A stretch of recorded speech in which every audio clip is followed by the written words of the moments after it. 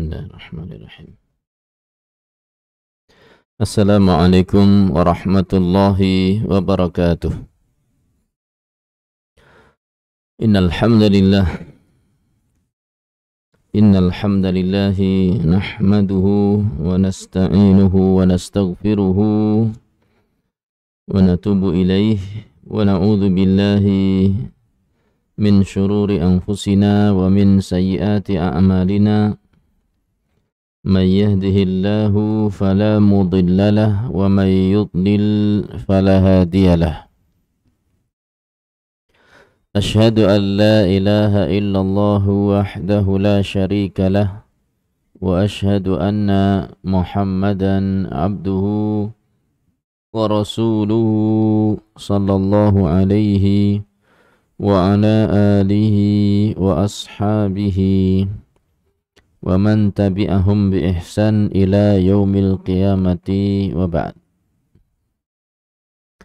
Kaum muslimin dan muslimat, para hadirin, bapak-bapak, ibu-ibu, adik-adik dan juga anak-anakku yang hadir di Masjid Al-Hasanah Terban Yogyakarta, rahimani wa rahimakumullah, serta para pendengar radio Muslim dimanapun Anda berada, rahimani wa rahimakumullah.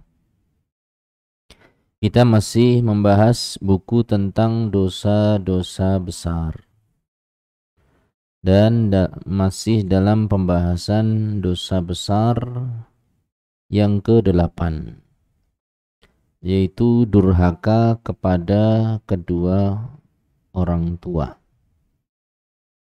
Terakhir kita sampai pada penukilan dari sahabat yang mulia Ibnu Umar radhiyallahu ta'ala anhuma tentang seorang yang menggendong ibunya sambil tawaf atau tawaf sambil menggendong ibunya. Apakah tindakan tersebut sudah bisa untuk membalas kebaikan ibunya? Itu yang ditanyakan orang tersebut kepada Ibnu Umar, dan Abdullah ibn Umar kemudian menjawab, sama sekali tidak. Bahkan untuk menggantikan satu rasa sakit yang dialami ibu, kontraksi ya, satu kontraksi yang dialami ibu ketika sedang mengandung dia, itu tidak mencukupinya. Ini menunjukkan bahwa kebaikan orang tua itu sangat besar. Maka kita tidak layak untuk berlaku durhaka kepada mereka. Kemudian Al-Imam Adz-Dzahabi melanjutkan penukilan berikutnya. Beliau mengatakan rahimahullah rahmatan wasi'ah, wa an Abi Hurairah radhiyallahu taala anhu qala, dari sahabat Abu Hurairah radhiyallahu taala anhu, dia berkata bahwa Rasulullah sallallahu alaihi wasallam bersabda, arba'atu nafarin, ada 4 orang. Ada 4 orang. Haqqun 'alallahi alla yudkhilahumul jannah, yang Allah pasti tidak akan masukkan mereka ke dalam surga. Ada 4 orang yang Allah pasti tidak akan masukkan mereka ke dalam surga. Wala yudhiqahum na'imaha, dan Allah tidak akan cicipkan kepada mereka kenikmatan surga. Nasallahu salamul afiyah. Jadi ini ada 4 orang tidak akan masuk surga dan tidak mencicipi nikmatnya surga. Yang pertama adalah mudminu khamrin, orang yang kecanduan khamr, kecanduan minuman keras. Ya. Ini yang pertama, dan ini sudah dibahas di hadis yang atau riwayat yang sebelumnya tentang 3 orang yang tidak akan masuk ke dalam surga, yaitu diantaranya mudminu khamrin. Hadis yang sahih ya. Yang sebelumnya itu hadis sahih. Dikatakan di sahihaini, dalam 2 kitab yang sahih, itu Bukhari dan Muslim.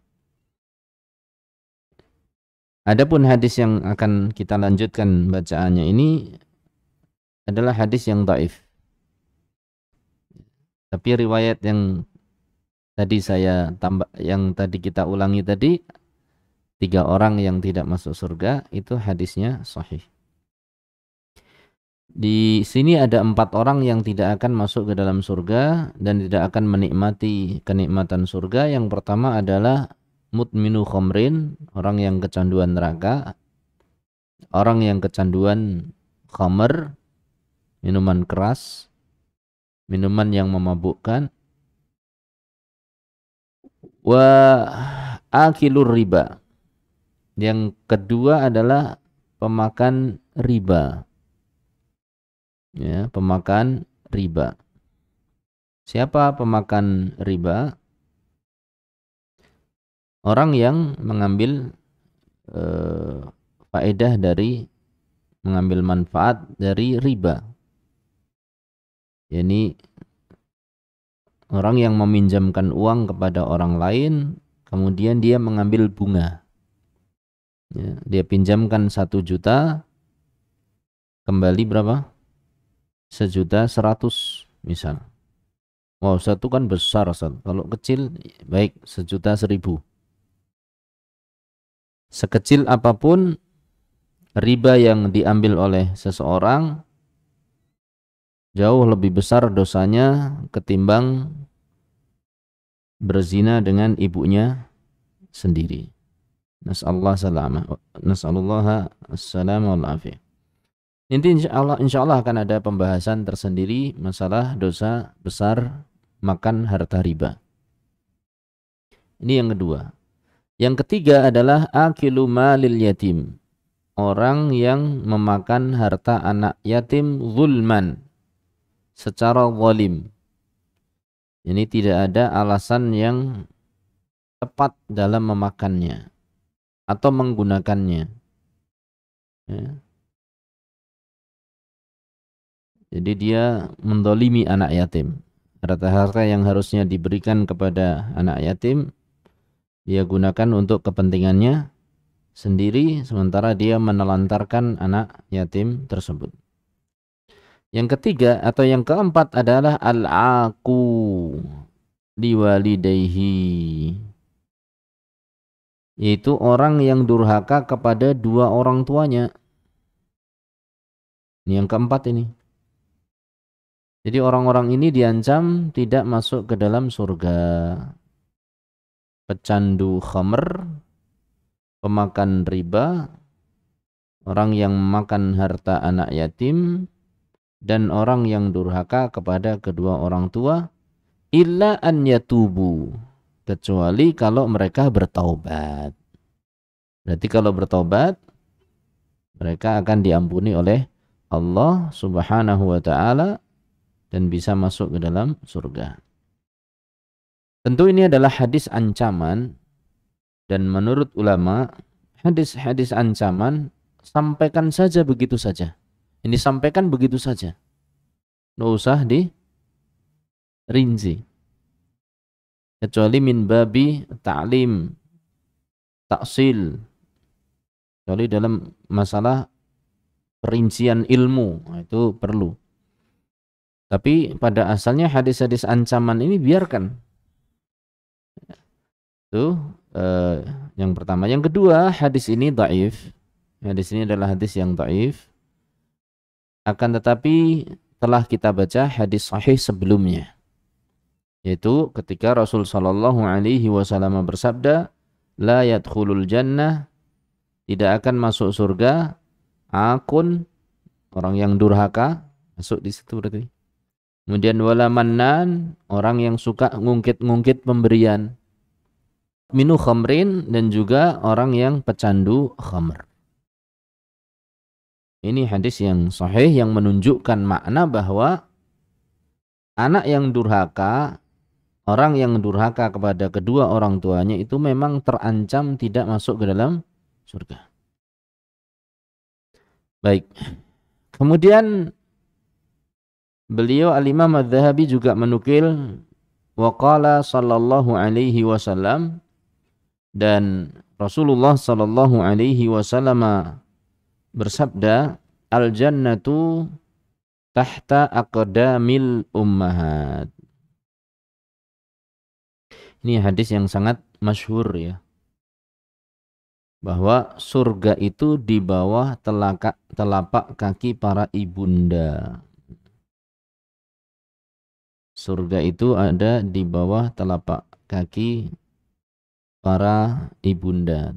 Akan tetapi sayangnya, walaupun masyhurnya luar biasa, masyhur itu terkenal ya. Hadis ini terkenal. Sejak kecil kita sudah mendengarnya.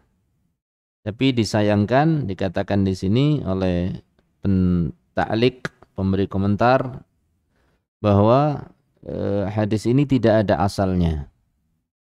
Ya, tidak ada asalnya. Akan tetapi ada lafadz yang mendekati itu. Ya, ada lafadz yang mendekati itu. Yaitu ketika seorang sahabat mendatangi Rasulullah sallallahu alaihi wasallam, kemudian berkata, "Ya Rasulullah, inni uridul jihad fi sabilillah." Wahai utusan Allah, saya ingin ikut berjihad di jalan Allah. Maka berkata Rasul sallallahu alaihi wasallam bersabda, "Hal ummuka hayyatun?" Apakah ibumu masih hidup? Maka sahabat tadi menjawab, "Iya, masih hidup ya Rasulullah." Maka Rasul sallallahu alaihi wasallam bersabda, "Ilzam rijlaha fathammal jannah." Tekuni kakinya. Yani rawatlah ibumu. Tekuni kakinya. Bersikap baiklah kepada ibumu. Ilzam rijlaha. Terus ikuti kakinya. Ini kemana ibu berada, Anda di situ pula berada. Fathammal jannah, di situ pun ada surga. Kata Rasulullah sallallahu alaihi wasallam. Dan juga sama, suatu saat Rasul sallallahu alaihi wasallam bersabda kepada sahabat yang lain, "Falzamha," tetap ikuti ibumu, rawat ibumu. Fa innal jannata tahta rijlaiha. Sesungguhnya surga itu di bawah kedua telapak kakinya. Ini lafaz-lafaz yang mirip, dan ini yang lebih sahih. Adapun lafaz yang pertama tadi yang disampaikan dan dibawakan oleh Al-Imam Adz-Dzahabi, bahwasanya surga berada di bawah telapak kaki para ibunda, itu hadisnya la asla lahu. Tidak ada asalnya. Ya, tidak bersumber berarti. Arti dari bahwa surga ada di bawah telapak kaki ibu, artinya ketika seorang itu mencari surga di bawah telapak kaki, apa yang dia lakukan? Ini ngecek, betul nggak ada surga di bawah telapak kaki? Caranya gimana? Ibunya suruh jinjit, apa kita yang merunduk? Kita yang merunduk. Berarti artinya adalah hadis-hadis semacam ini, artinya adalah bersikap tawadhu'lah kepada ibumu. Rendahkan dirimu di hadapan ibumu. Ojo kemaki, ojo kemelatak. Napa malih? Aja mecicil. Jangan kuanen sama ibu. Jadi tawadhu'lah. Sebagaimana perintah Allah Subhanahu wa taala kepada kita untuk bersikap tawadhu kepada kedua orang tua kita. Nah, kemudian kata Imam Adz-Dzahabi, wa jaa'a rajulun ila Abi Darda. Suatu saat ada seseorang datang kepada sahabat yang mulia Abu Darda. Faqal, orang itu berkata, ya Abu Darda, inni tazawwajtum ra'atan. Wahai Abu Darda, saya telah menikahi seorang wanita. Wa inna ummi ta'muruni bitalaqiha.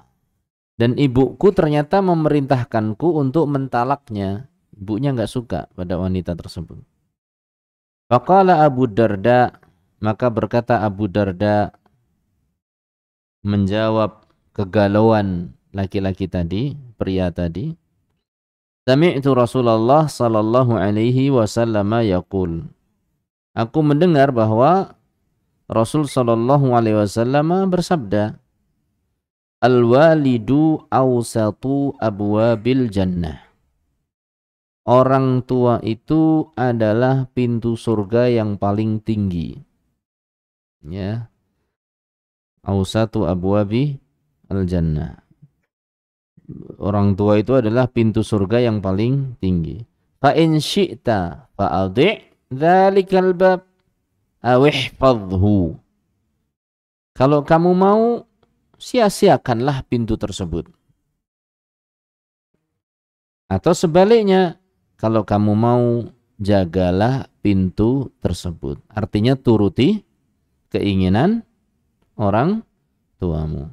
Ini menunjukkan bahwa di antara bentuk kebaktian kita kepada kedua orang tua adalah mentaati mereka dalam perkara-perkara yang tidak melanggar apa? Syar'i. Talak, walaupun tanpa alasan yang kuat, hanya sekedar mungkin saya sudah tidak suka, pada asalnya boleh. Ya, pada asalnya apa? Boleh.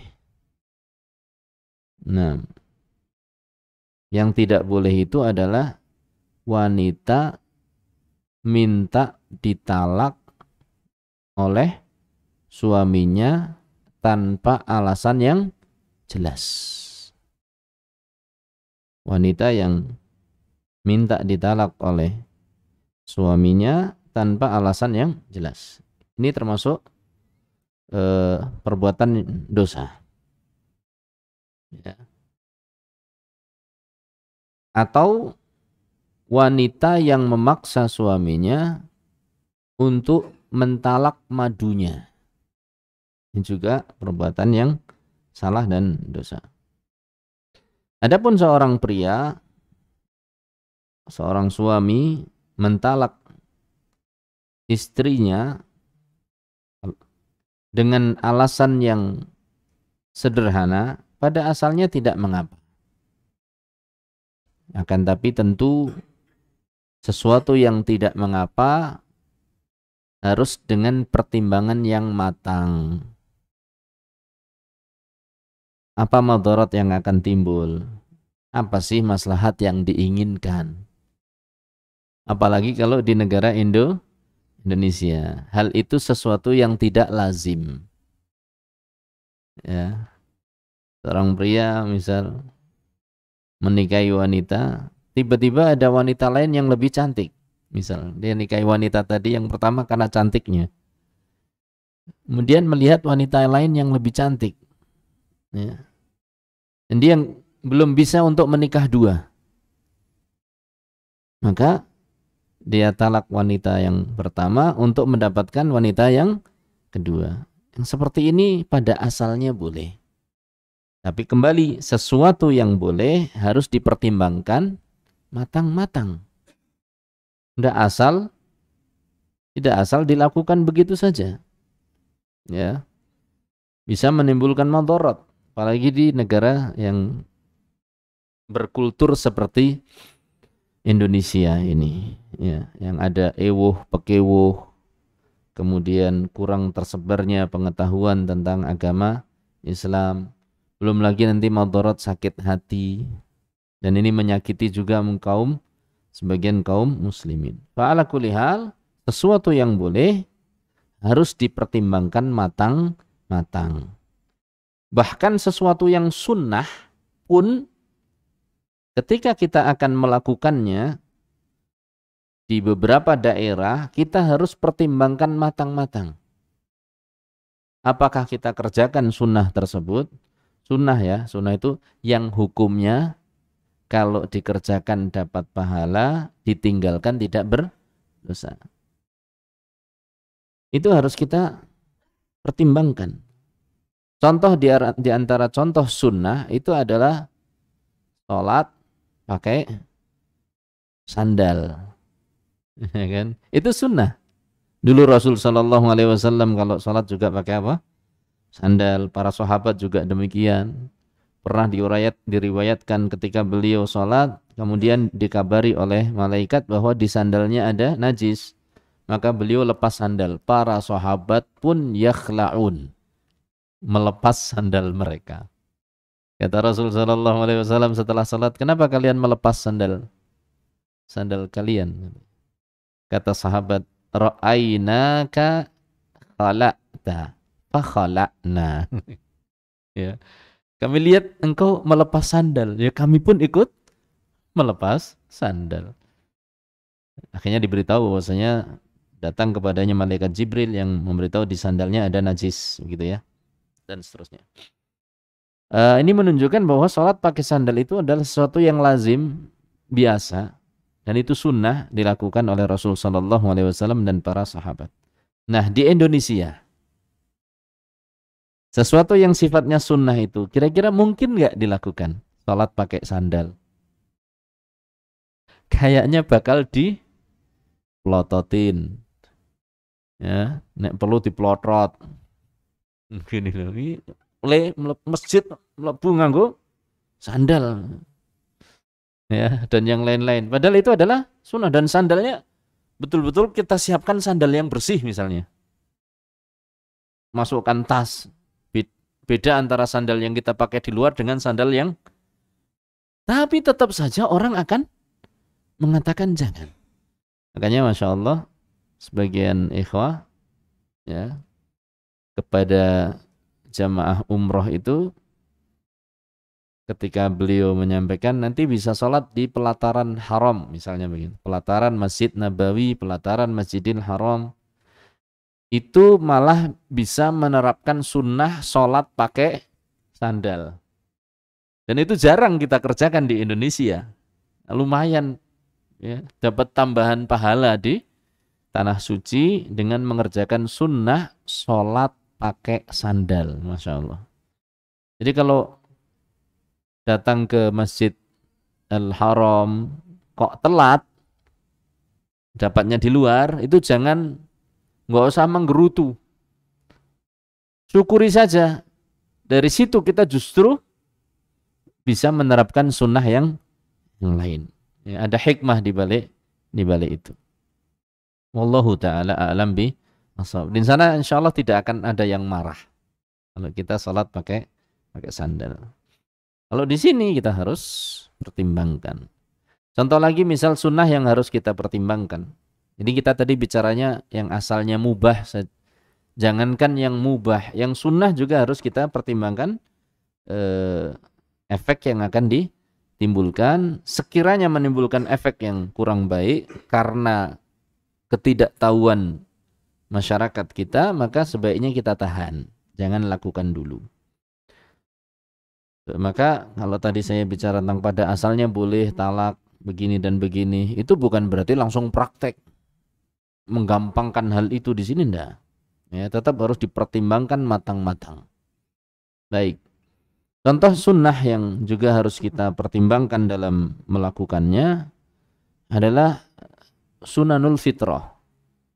Sunanu al-fitrah. Sunnah-sunnah yang apabila dikerjakan maka pelakunya akan berhiaskan dengan fitrah, dengan kesucian, kebersihan. Contoh langsung saja, mohon maaf, natful ibti, mencabut bulu ketiak. Ini sunnah. Tapi kita dalam mengerjakan harus lihat-lihat tempat dan waktu. Jangan sambil ngajar di depan audien ya, di depan forum, terus melakukan sunnah natful ibti, cabut bulu ketiak, ini nggak pas. Ya. Atau sebaliknya, yang belajar itu melakukannya di depan gurunya, sedang belajar sambil menyimak, tangannya udak-udik, opo tuh ternyata nyabuti bulu ketiak. Ini kurang pas, ya, seperti itu. Itu yang pernah disampaikan guru kami, ya. Jadi terkadang sunnah itu, syekh kita, ya, tidak setiap sunnah itu bisa kita lakukan setiap saat. Jadi harus lihat-lihat tempat, lihat waktu, lihat masyarakat. Sama halnya misal itu sunnah, misalnya natful ibti, siwak sunnah. Tapi ada beberapa komunitas, siwak itu akan dianggap satu perkara yang kurang pas apabila dikerjakan di depan umum. Maka kita tahan, tidak langsung kita kerjakan semacam itu. Contoh yang lain banyak, ya. Contoh yang lain banyak. Misal dalam sholat, ada di antara sunnah di dalam sholat ketika tasyahud itu menggerakkan apa? Telunjuk pada lafaz Allah, misalkan at-tahiyatu lillah, ya, salawatu wa tayyibat, assalamu alayka ayyuhan nabiyyu wa rahmatullah, ya. Kemudian asyhadu an la ilaha illallah, misalnya begitu. Atau menggerakkan secara berkala seperti ini. Kalau kita di sebuah komunitas, di sebuah jamaah masjid, yang sekiranya sunnah itu jika kita kerjakan menimbulkan tanda tanya yang sangat besar, bahkan diiringi dengan tanda pentung, ngopo tuh sholat kok, karena nggak paham, maka kita tahan sunnah itu. Kita kerjakan tatkala tidak dilihat oleh sebagian jamaah, tidak dilihat oleh jamaah, gitu. Nanti ketika kita sudah terangkan, kita misalnya mengkaji tentang bab pesolatan, kemudian masalah tasyahud, kemudian kita baru terangkan bahwa dalam tasyahud ada yang begini dan begini, kemudian dia sampaikan, nanti kalau saya akan coba praktekkan, insya Allah Bapak Ibu yang mau praktekkan silahkan, temannya jangan heran karena tadi sudah mendengar keterangan. Nah itu baru nanti, ya, supaya tidak menimbulkan satu efek yang tidak kita inginkan. Baik. Ausatu abwabil jannah, pintu surga yang paling tinggi. Artinya apa? Bahwa ketaatan kepada orang tua itu adalah salah satu sebab terbesar masuknya seseorang ke dalam surga. Ya. Maka kita jaga betul ini orang tua. Ini kita tidak membicarakan tentang masalah gimana kalau sang ibu mentalak istri kita. Bagaimana kalau sang ibu meminta sang wanita misalnya untuk minta talak kepada suaminya, itu pembahasan di luar ini. Yang jelas ini adalah masalah mentaati orang tua dalam masalah yang sifatnya apa? Mubah. Wallahu taala alam bi as-shawab. Kalau memang orang tua itu setipe Nabi Ibrahim, insyaallah tidak ada masalah, ya. Orang tua yang soleh, yang pertimbangannya matang, ketika meminta Nabi Ismail untuk mentalak siapa? Istrinya, maka yang seperti itu insyaallah taala tidak berat untuk dilakukan. Terkadang orang tua itu melakukannya dengan emosi, ya. Maka kalau yang seperti ini perlu untuk diskusi, menyampaikan pendapat dengan cara yang lembut dan seterusnya. Wallahu taala a'lam bi as-shawab. Ini sudah Isya, belum kan? Belum. Waqal, kemudian kata al-Imam Adz-Dzahabi selanjutnya rahimahullah rahmatan wasi'ah, waqala sallallahu alaihi wasallam, Hadis yang terakhir ini hadis yang disahihkan oleh Al-Albani rahimahullah taala. Dia diriwayatkan oleh Imam Ahmad, Ibnu Majah dan Tirmidzi. Hadis berikutnya, wa qala sallallahu alaihi wasallam, "Thalathu da'awatin mustajabatun." Ada 3 doa yang mustajab, yang akan diijabahi oleh Allah Subhanahu wa taala, la syakka fihinna. Tidak diragukan lagi. Ada 3 doa yang akan diijabahi oleh Allah dan tidak diragukan lagi. Yang pertama adalah dakwatul mazlum. Doanya orang yang dizalimi. Ya, ini hati-hati ini. Doanya orang yang dizalimi. Nah, ini laisa bainahu wa bainallahi hijab. Ya, dakwatul mazlum, kata Rasul sallallahu alaihi wasallam, wa iyyaka wa da'watal mazlum, atau kama qala sallallahu alaihi wasallam, hati-hati engkau dari doanya orang yang terzalimi. Artinya kita jangan berbuat zalim sehingga orang yang kita zalimi bisa-bisa mendoakan keburukan bagi kita. Ya, naudzubillahi min dzalik. Mudah-mudahan Allah mengampuni kezaliman kita. Allahumma amin. Yang kedua adalah dakwatul musafir. Wa iyyaka wa qara'ima amwalihim fa innahu laisa hati-hati kau dalam mengambil harta-harta kesayangan mereka.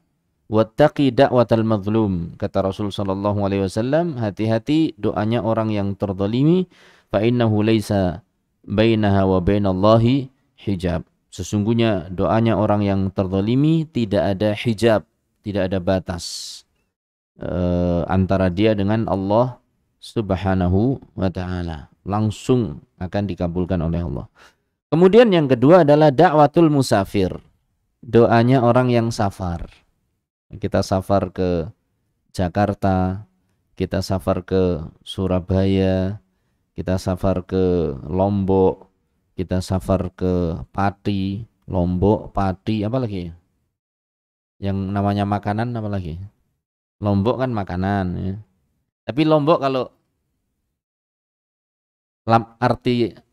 arti aslinya bukan Lombok ya, bukan cabe ya, tapi lumbuk. Lumbuk itu ada artinya sendiri. Ada yang tahu? Saya lupa. Saya pernah diberitahu orang Lombok bahwasanya Lombok itu ya artinya dari lumbuk ya, lumbuk. Itu bukan Lombok cabe, itu bukan. Itu bahasa mereka. Bahasa apa namanya? Sasak. Sasak nih. Ya, itu ada artinya. Nanti silakan di browsing nih kalau ya. Saya lupa ya. Safar ke Lombok, safar ke mana?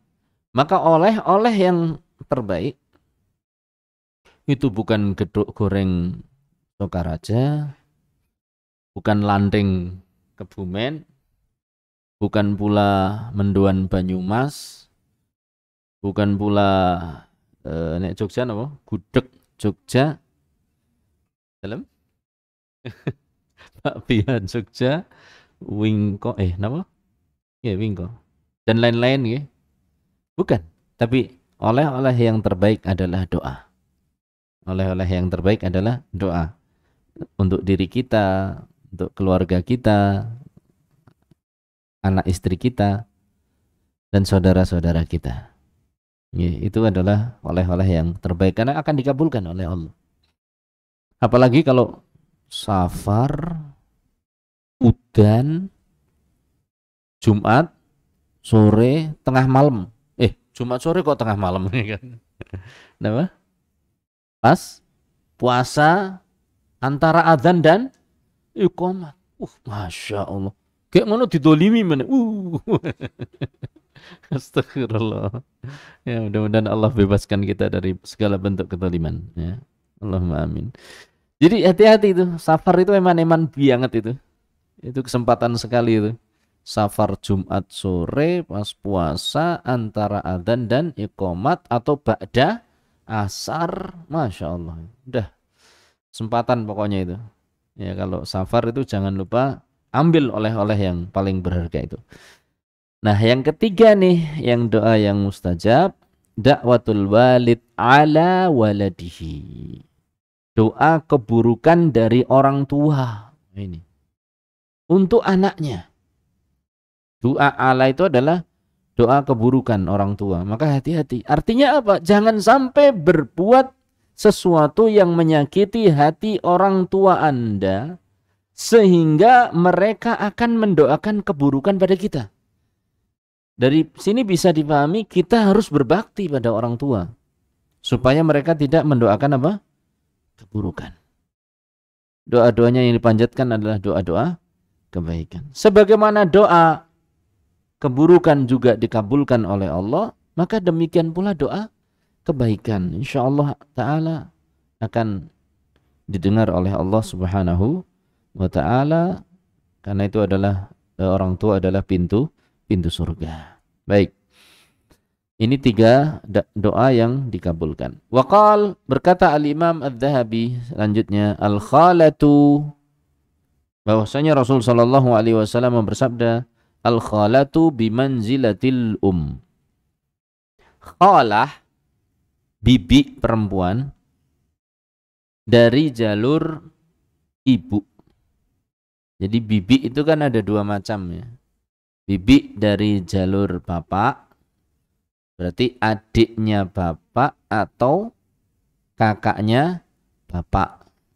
Bude, bule, tapi dari jalur bapak. Itu namanya ammah. Ammah.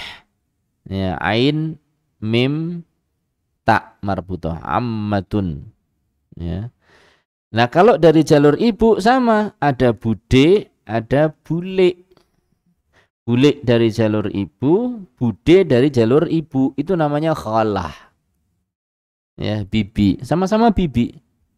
Jadi saya dulu pernah nerjemahkan seorang syekh itu menyebut dalam doanya, Allahumma gfir li walidina wa walidil muslimin, Allahumma gfir lil a'mamina wa ammatina wa akhwalina wa ammatina.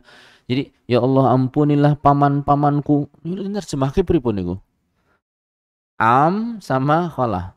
Jadi kalau diterjemahkan gini, ya Allah ampunilah paman-pamanku dari jalur bapak dan bule-buleku dari jalur bapak. Panjang terjemahannya.